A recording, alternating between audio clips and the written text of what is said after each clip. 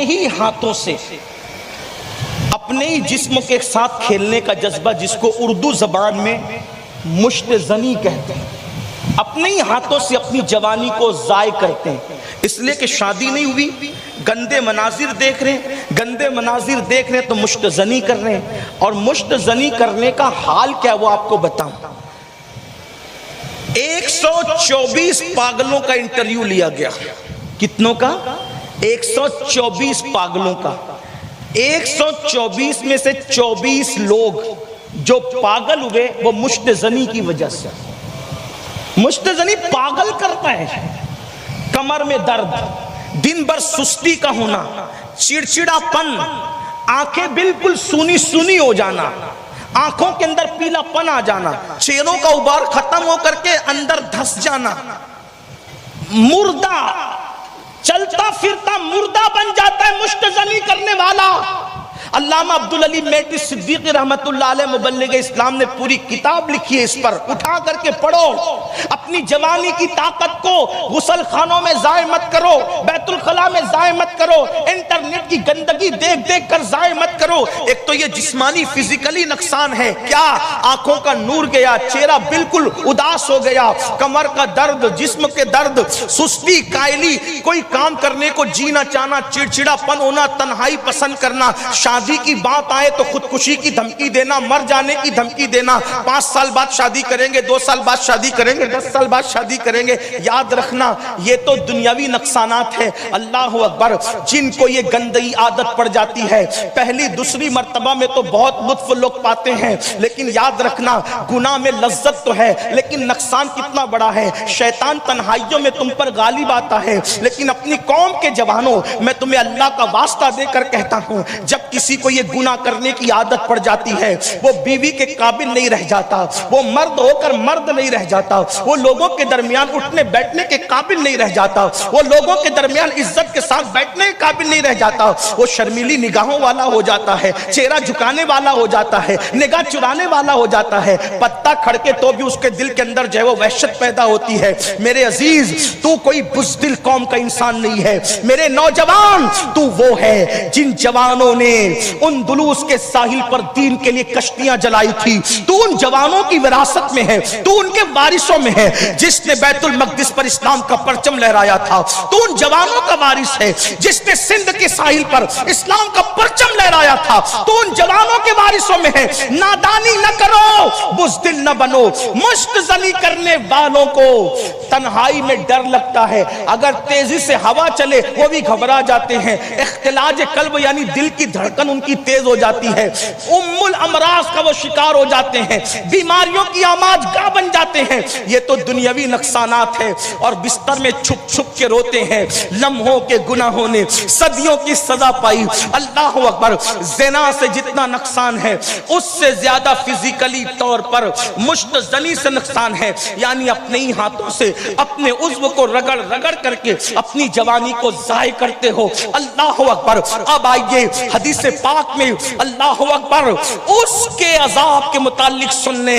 اللہ صحابی رسول بیان کرتے ہیں، ایک پوری قوم کو اللہ نے زمین کے اندر دھسا دیا جو قوم مشت زنی کرتی تھی۔ یعنی یہ جو آپ انٹرنیٹ پر نابالغ محققین کو سنتے ہیں نا، ایسا کر سکتے ہیں ویسا کر سکتے ہیں، یہ اپنی عقل کے گھوڑے دوڑا لے نابالغ محققین۔ ہم لوگ کسی نابالغ محقق کے قائل نہیں ہے، ہمارے یہاں محقق علی الاطلاق شیخ عبدالحق محدث دہلوی کی تحقیق موجود ہے، علامہ ابن الجوزی کی تحقیق موجود ہے، امام اعظم کی تحقیق موجود ہے، امام شافعی کی تحقیق موجود ہے، امام مالک کی تحقیق موجود ہے، حضرت سیدنا امام احمد ابن حنبل کی تحقیق موجود ہے، غوث اعظم کی تحقیق موجود ہے، اور ہمارے یہاں 14ویں صدی میں امام اہل سنت اعلی حضرت امام احمد رضا کی تحقیقات موجود ہے، ہمارے بزرگوں کی تحقیقات موجود ہے۔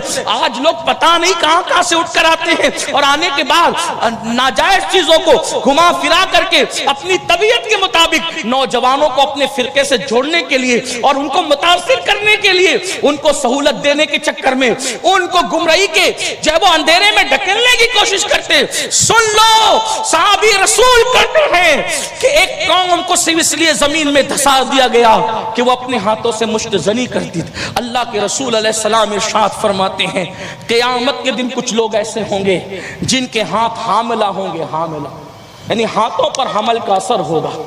استغفر اللہ, اللہ پاک سب کی حفاظت فرمائے. صحابہ کرام عرض کرتے ہیں حضور ہاتھوں پہ حمل ہو, ہاتھوں پہ حمل کا اثر ہوگا. آقا فرماتے ہیں حضور کس کے؟ فرمایا جو اپنے ہاتھوں سے اپنے عضو کو, شرم کو رگڑتے ہوں گے اور رگڑ کر کے اپنی جوانی کو ضائع کرتے ہوں گے, جب وہ قیامت کے دن اٹھیں گے تو ان کے ہاتھ حاملہ ہوں گے, حاملہ. اور پھر ایک روایت ہے قیامت کے دن جب ایک بندے کو لایا جائے گا تو اس حال میں وہ آئے گا. سن لیں اے میری قوم کے جوانوں, خدا کے لیے اپنے آپ پہ رحم کرو, دنیا اور آخرت کو تباہ نہ کرو, برباد نہ کرو. تم اپنی قوم کا بڑا قیمتی سرمایہ ہو. تمہارے درمیان ننگی فلمیں لا کر, تمہارے درمیان گندی فلمیں لا کر, تمہارے درمیان گندے مناظر لا کر تمہیں تباہ کیا جا رہا ہے, تمہیں برباد کیا جا رہا ہے. خدا کے لیے تم بربادی کے چکر میں نہ آؤ, اپنی نگاہوں میں تقدس پیدا کرو. آؤ آؤ, ایک شخص کو میدان محشر میں لایا جائے گا اور اس حالت میں لایا جائے گا جب وہ آئے گا تو اس وقت اس کے پاس کٹے ہوئے سر کے یعنی بغیر سر کے ہزاروں بچے ہوں گے اور کٹے ہوئے سر کے بچے کہیں گے انصاف انصاف انصاف, آج عدل کا دن ہے, آج انصاف کا دن ہے.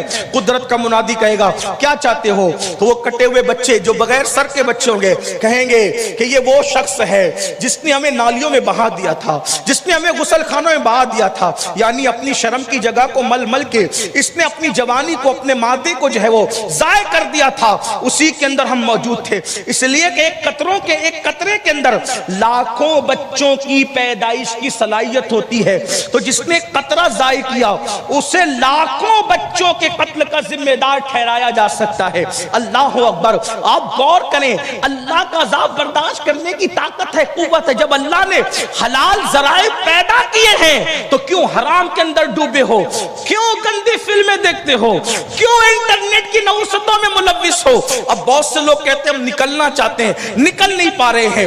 بس ایک بات آپ سے کہتا ہوں, ہر گناہ سے نکلنے کا, بچنے کا سب سے خوبصورت ذریعہ یہ ہے جب بھی گناہ کرنے کو طبیعت چاہے تو یہ تصور کرنا اللہ دیکھ رہا ہے, اللہ دیکھ رہا ہے, اللہ دیکھ رہا ہے. نادان, ارے جب عبادت کرتے وقت یہ تصور رکھنے کا حکم ہے کہ اللہ دیکھ رہا ہے تو گناہ کرنے کو جب دل چاہے تو یہ کیوں نہیں سوچتے کہ اللہ دیکھ رہا ہے؟ میرے آقا سے پوچھا گیا احسان کیا ہے تو آقا علیہ السلام نے یہی تو فرمایا تھا انت عبد اللہ کانک ترا فإن لم تکن ترا فإنه یراک, کہ جب تو عبادت کرتے شان سے کر گویا تو اللہ کو دیکھ رہا ہے. اور اگر یہ تصور نہیں کر سکتا تو یہ سوچ کہ اللہ تجھے دیکھ رہا ہے اور وہ تو تجھے دیکھ ہی رہا ہے. جب عبادت کے وقت یہ تصور کرنے کا حکم ہے کہ اللہ دیکھ رہا ہے تو تنہائیوں کے اندر جب جوانی ضائع کرنے کا من چاہے, جب گندی فلمیں دیکھنے کا من چاہے, جب زنا کے اڈوں پہ جانے کا من چاہے, جب جوا کے اڈوں پہ جانے کا من چاہے, جب کسی کے حسن سے لطف اندوز ہونے کا من چاہے, اس وقت تصور کرنا اللہ دیکھ رہا ہے, اللہ دیکھ رہا ہے. اور امام المتکلمین علامہ نقی علی خان تفسیر علم نشرہ میں ایک حدیث لکھتے ہیں اپنی کتاب کے اندر کہ جو بندہ کسی ایسے منظر کو جس کو اللہ نے دیکھنے سے منع کیا ہے اس منظر کو دیکھنے سے نگاہیں روک لے اس تصور کے ساتھ کہ اللہ دیکھ رہا ہے, اللہ اسی وقت اس کو جنت نعیم میں بے حساب داخل کرنے کا وعدہ فرما لیتا ہے, جنت نعیم میں اس کا داخلہ لکھ دیتا ہے. تو میرے پیارے آقا علیہ السلام کے پیارے دیوانوں, اللہ اکبر, یہ گناہ بڑھتا جا رہا ہے. لیکن ایک بات کہتا ہوں, اگر توبہ کرو گے نا, توبہ کرو گے تو انشاءاللہ یہ بیماری کا حل بھی اللہ عطا کر دے گا اللہ تعالیٰ. ایک نوجوان کے والد, میں اپنی بات پہ نہیں اللہ اس کے رسول پہ یقین کر کے, ایک نوجوان کے والد میرے پاس, انہوں نے کہا بیٹے کی منگنی ہو چکی اور منگنی ہو گئی اور وہ اب شادی کے لیے نہ بولتا, آپ اگر کہیں گے تو مان جائے گا. منگنی انہیں وقت گزرا, اب شادی نہیں کرتا ہوں, بہت بے عزتی ہوگی میری برادری میں. میں نے اس کو بلایا, میں کہا تو شادی, اس نے کہا میں نہیں کر سکتا. مسئلہ کیا مجھے بتا. اس نے بتایا کہ میرے دوست کو ایڈز ہو گیا، وہ مر گیا، فلاں فلاں نام بھی بتایا۔ کہا بالکل مر گیا۔ بولے جتنی بار اس نے بدکاری کی، زنا کیا، اتنی بار میں نے بھی کی، ایک ایک دن میں 2 3 بار گئے بدکاری کی۔ اب میں سوچتا ہوں کہ شادی کروں گا تو میری وجہ سے اس کی زندگی برباد ہو جائے، جب میرے دوست جتنا میں نے بھی کیا تو مجھے ایڈز تو ہوگا۔ میں نے کہا تو شادی کی تاریخ کے لیے ہاں کر، میں گارنٹی دیتا ہوں تجھے ایڈز نہیں ہوگا، شرط صرف ایک ہے، تو سچی توبہ کر، اس کے بعد مت جانا۔ اگر اللہ نہ کرے تجھے ایڈز ہوگا نا تو میرا دامن پکڑنا، میں موجود ہوں، جو چاہے پھر تو مجھے سزا دلوا دینا، دے دینا، نہیں ہوگا شادی کے لیے ہاں کر۔ اتفاق سے ان دنوں قافلہ اجمیر شریف جا رہا تھا، میں اس کو ساتھ لے کے غریب نواز کی چوکھٹ پہ اس کو توبہ کریں۔ اس نے کہا لیکن آپ میرا نام کہیں نہیں لیں گے۔ میں نے آج تک کہیں اس کا نام نہیں، نہ دوستوں کو بتایا، یاروں کو بتایا، گھر والوں کسی کو نہیں بتایا، وہ جانتا ہے، میں جانتا ہوں۔ آپ کو پتہ ہے اس نے توبہ کی، مجھے یقین ہے جو سچی توبہ کرتا ہے، زمین انسان کے گناہ کی گواہ ہوتی ہے، لیکن جب انسان توبہ کرتا ہے تو اللہ زمین کو بھی بھلا دیتا ہے کہ اس کے اوپر گناہ ہوا۔ فرشتے گواہ ہوتے ہیں، اللہ فرشتوں کی فہرست سے بھی وہ گناہ نکلوا دیتا ہے کہ اس نے گناہ کیا تھا۔ اعضاء گواہ ہوتے ہیں، اعضاء کو بھی بھلا دیتا ہے کہ گناہ کیا ہے۔ بلکہ سچی توبہ کی برکت تو یہ ہے انسانوں میں بھی اگر کوئی اس کا گناہ دیکھ لے اور وہ سچی توبہ کر لے تو وہ انسان بھی اس کے گناہ بھول جاتا ہے۔